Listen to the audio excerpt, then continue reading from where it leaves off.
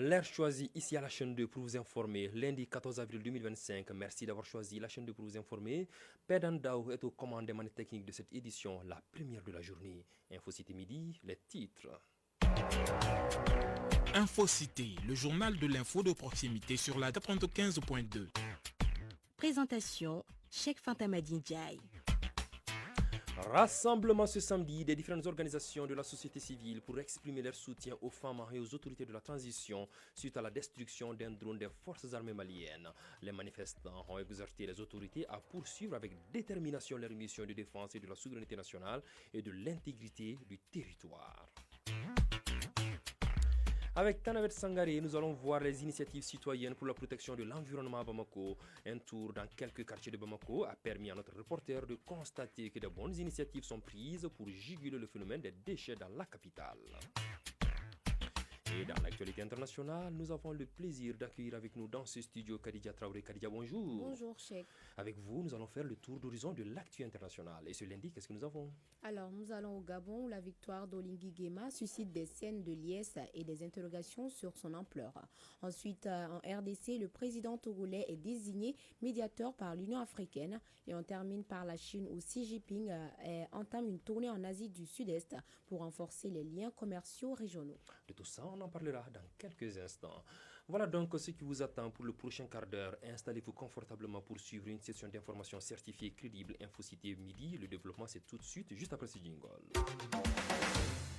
Encore une fois, merci d'avoir choisi la chaîne 2 pour vous informer.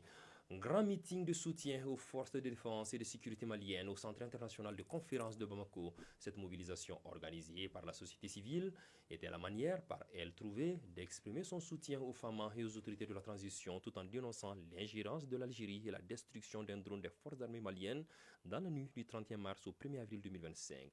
Amadou Diallo a suivi pour Infocité de la chaîne 2. À l'appel des organisations de la société civile comme le Conseil national de la jeunesse, des centaines de Maliens se sont rassemblés pour exprimer leur soutien indéfectible aux forces armées maliennes. Ils ont dénoncé une action perçue comme une agression et une ingérence inacceptable dans les affaires intérieures du Mali. Souleymane Satigui Sidibé, président du mouvement Mali Horizon 2035. Le peuple digne a voulu répondre aujourd'hui à la provocation algérienne. Donc aujourd'hui, c'est pour prouver que le peuple est avec son armée, le peuple est avec les autorités du Mali. Des acteurs politiques, des représentants d'organisations de la société civile ainsi que des leaders de mouvements de jeunes et de femmes ont condamné cet acte. Ils ont également lancé un appel aux autorités maliennes à faire preuve de clairvoyance dans la gestion de cette crise, tout en réaffirmant leur engagement sans faille à la défense de la patrie. Mahaman Gitei, président de l'association Nyeta Sirakura. Nous sommes en train de mener une conquête de notre territoire et pour cela, ça ne veut pas sans sacrifice. C'est pour cela que nous sommes venus ici pour marquer notre engagement à soutenir les autorités de la transition pour la reconquête de cette souveraineté. Honorable Mohamed Ousmane Ag Mohamedine, président de l'AREMA. On pouvait s'attendre à tout de l'Algérie sauf un tel comportement. Parce que cette guerre que nous menons contre le terrorisme, je crois que nous la menons pour nous et pour nos voisins aussi. À travers ce rassemblement, les organisateurs ont réaffirmé leur attachement à l'intégrité territoriale du Mali et leur volonté de rester mobilisés face à toute tentative d'intimidation ou d'atteinte à la stabilité du pays. L'un des moments forts de ce meeting a été la projection d'un film retraçant les liens historiques, géographiques et culturels qui unissent le Mali et l'Algérie, les relations de bon voisinage et de fraternité qui ont longtemps caractérisé les deux pays. Journée de restitution publique du compte administratif de l'exercice 2024. Cet exercice de redevabilité est devenu pour la mairie de la commune 5 du district de Bamako une tradition à laquelle elle se plie chaque année, car pour l'équipe municipale installée depuis 2016, c'est une façon d'instaurer la transparence entre la mairie et la communauté pour une meilleure gestion des affaires communales. Kounani Bamani. Pour respecter ce que la loi exige des élus, c'est l'objectif de cette restitution de la mairie de la commune 5. Une activité qui permettra aux citoyens d'être informés de la gestion des mairies. Amadou Ouattara, maire de la commune 5. Un budget a été concocté et mis à notre disposition pour qu'on puisse les exécuter. Et quand on travaille au nom des populations, il est indiqué qu'il faut rendre compte. Ça permet de rétrécir le fossé qui existe entre les élus et les populations. Cette 14e restitution a été faite par l'agent comptable et celui chargé du budget de la mairie. Les habitants de la commune sortis massivement pour suivre l'activité se disent fiers du bilan. Habib Sissé, représentant des coordinateurs des chefs du quartier de la commune 5. C'est une très bonne chose. Nous sommes très satisfaits du bilan. Soucieux du bien-être de leur commune, les acteurs de la société civile étaient au rendez-vous. Ils jugent l'activité intéressante et invitent à plus de citoyenneté. Moussa Baba Fane, membre du Conseil national de la jeunesse. Nous sommes fiers de notre maire parce que d'abord, aujourd'hui, ça c'est un budget de présentation globale. Avant ça, il y a déjà des restitutions spécifiques semestrielles. C'est la transparence. Damele Fatmata Damele, présidente de la CAFO de la commune 5. Si le contribuable sait ce que la mairie est en train de faire avec l'argent de la population, je pense que c'est une très bonne chose.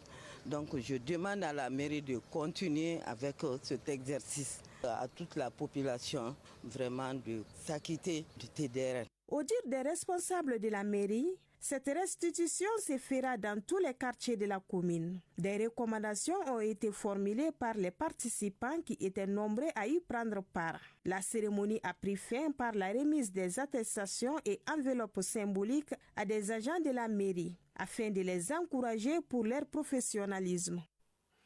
Parlons à présent de cette habitude que beaucoup vont observer juste après cette édition de InfoCité certainement. Il s'agit de la pause déjeuner, loin d'être réservée aux seuls employés de bureau.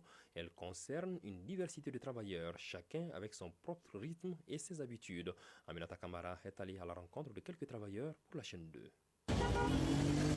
Il est 13h30 à Bamako, l'heure de la pause déjeuner. Ce rituel est l'occasion de renforcer les capacités. À table, autour d'un plat chaud, souvent dans les cantines d'entreprise ou les petits restaurants, l'ambiance est fonction d'affinité. Alima Diara, caissière. Moi, quand même, j'aime la pause déjeuner. C'est mon petit moment de répit au milieu du rythme, parfois stressant de la caisse. C'est un moment pour respirer pour moi, manger tranquille et repartir du bon pied. Ibrahima Touré, infirmier. Je prends généralement mon déjeuner dans le restaurant à côté de notre clinique, sauf lorsque mon emploi du temps est particulièrement chargé. Dans ces cas-là, je peux être absent à des heures variables. Je m'efforce de respecter les horaires prévus, mais parfois les circonstances m'obligent à ajuster mon planning. Ces instants sont aussi très attendus dans les restaurants qui, avec du beau monde et chaque client est une opportunité. Adama Silla est restaurateur. Nous faisons de la restauration et généralement la plupart des travailleurs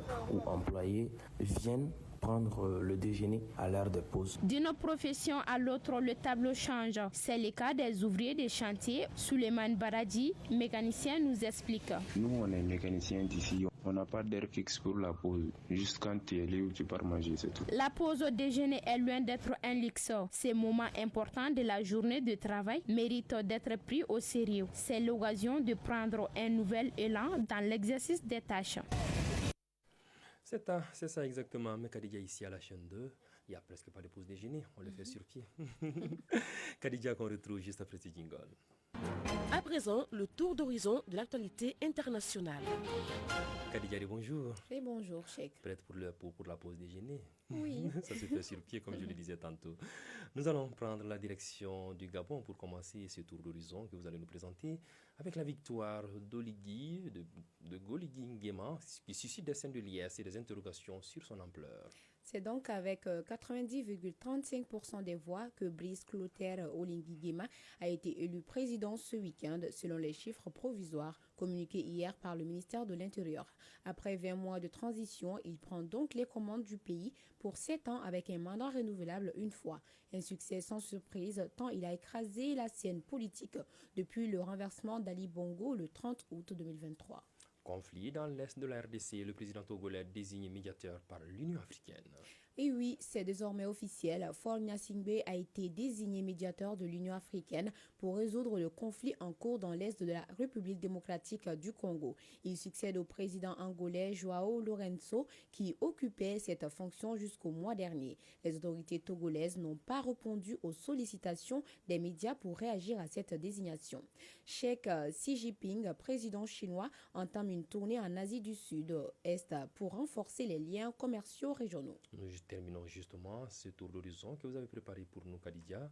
Avec cette visite au Vietnam, il devait signer une quarantaine d'accords de coopération dans les domaines clés, transport ferroviaire, agriculture numérique ou encore développement vert. Mais la relation reste complexe, le Vietnam ayant récemment imposé des droits anti-dumping sur l'acier chinois. La prochaine étape est la Malaisie. Cette visite est présentée comme une étape importante dans les relations bilatérales. Les discussions devraient porter sur le commerce et les infrastructures, Khadija. Je crois bien que c'est l'essentiel pour aujourd'hui. Oui, c'est tout. Merci d'être passé. Je t'en prie. Bonne journée, bonne pause déjeuner. Merci. Les initiatives citoyennes pour la protection de l'environnement à Bamako, c'est le dossier que nous vous proposons dans cette édition de 12 heures. Vous le constatez au quotidien, le dispersement des ordures dans la capitale, impuissant pour certains, mais d'autres s'activent comme ils peuvent. Un tour dans quelques quartiers de Bamako a permis à notre reporter de constater que de bonnes initiatives sont prises pour juguler le phénomène. Voyons quelques-unes de ces initiatives avec Tanavet Sangaré.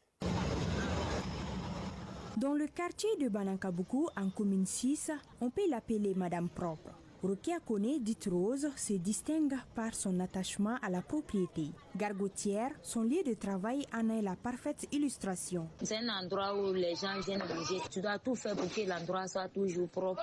Et quand les gens viennent, ils vont aimer. Parce que d'autres, là, quand ils viennent acheter, ils essaient de voir comment l'endroit est. Et c'est pourquoi on prend aussi les filles pour nous aider, pour organiser les choses, pour que l'endroit soit toujours propre. Comme Rose, Karim Traoré à Sogonafi, en commune 3, ne jure que par un environnement sain. Pour inspirer ses concitoyens sur cette question fondamentale, il joue la carte de sensibilisation. Surtout les jeunes sur les bons gestes à adopter. On organise par exemple des journées de nettoyage communautaire. On utilise les réseaux sociaux pour faire passer des messages. J'encourage aussi l'entrepreneuriat vert, c'est-à-dire des projets qui transforment des déchets en opportunités économiques.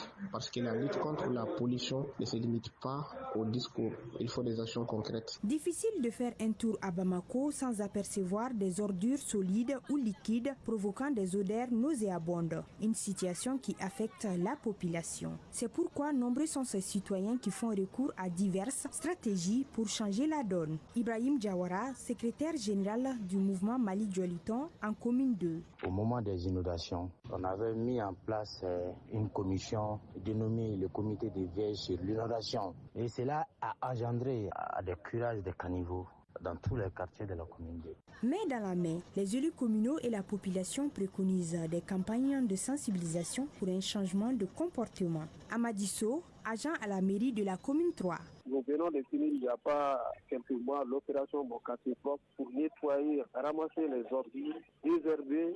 En plus de ça, nous avons ce qu'on appelle le PDCEC, c'est le programme de développement économique, social et culturel, qui définit les priorités, surtout en matière d'assainissement, de la protection de l'environnement. Donc, dans ce programme, toutes les activités sont inscrites là-dedans. Et les acteurs intervenants ici sont inscrits là-dedans. Pour informer les gens sur les méfaits même de la pollution. Les mairies sont aidées dans leurs tâches par les GIE, groupement d'intérêt économique, qui s'occupent du ramassage pour les dépôts de transit. Morba Sidibé, agent au groupement d'intérêt économique. Tous les 4 jours, nous ramassons les ordures à Kalabankoro pour les décharger à Nyamakoro Kurani Mishiware. Pour ce faire, on utilise les charrettes ou les camions. La finalité de toutes ces actions est de permettre aux Bamakois de vivre dans un environnement sain. Une plantation d'arbres pourrait aider à atteindre cet objectif. «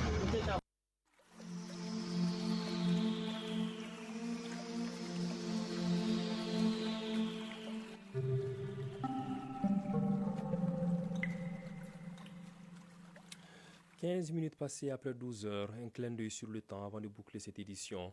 Après cette vague importante de chaleur, le ciel a été un peu clément ce lundi 14 avril. Le mercure affiche en ce moment 38 degrés, que le soleil se couchera à 18h44 sur Bamako et environ.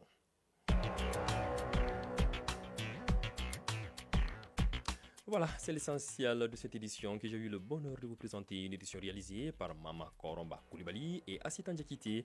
La mise en onde était assurée par Pendandaou. Mise en ligne par Marcel Tessougué. Coordination éditoriale Nyanya Aliou Traoré, Seydou Traoré.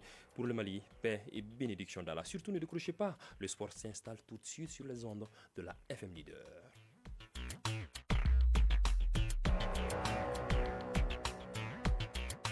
La chaîne 2.